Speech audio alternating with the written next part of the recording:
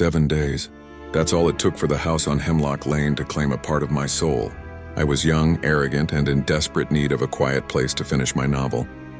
The old Victorian mansion, inherited from a distant relative I'd never met, seemed like a gift from the universe. The locals called it the Whisper House, a name I dismissed as rural folklore. The moment my boots crossed the threshold, however, a profound silence fell.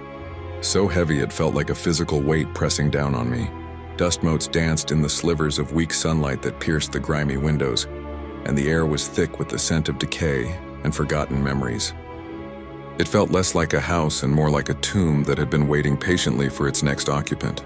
The first 2 days were deceptively quiet, filled only with the groan of aging floorboards and the sigh of the wind against the eaves. I chalked it up to an old house settling. Then on the third night, the whispers began.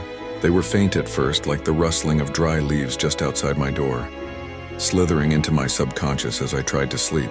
By the fourth day, doors I had firmly shut would be found ajar, their hinges creaking in a soundless rhythm. I started seeing things. A flicker of movement in my peripheral vision. A tall, slender shadow that would vanish the moment I turned my head. The cold spots in the hallways grew colder, and the feeling of being watched became a constant, suffocating companion. I was no longer alone. The house's silence had been a lie. The climax arrived on the 7th and final night. Exhausted and on edge, I stumbled into the master bathroom, the air frigid enough to make my breath mist. As I looked up, my reflection in the antique silver-backed mirror wasn't my own.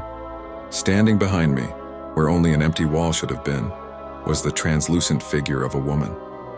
Her face was a mask of sorrow, her eyes hollow pits of darkness, and her long, skeletal fingers reached out as if to touch my shoulder.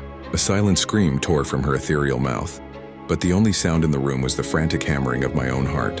I saw my own terror mirrored in the glass, a shared horror between the living and the dead. I didn't wait for the sun to fully rise.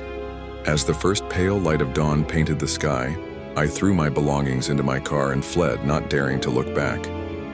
I drove until the town, the lane, and the house were just a memory, but it was a memory seared into my mind.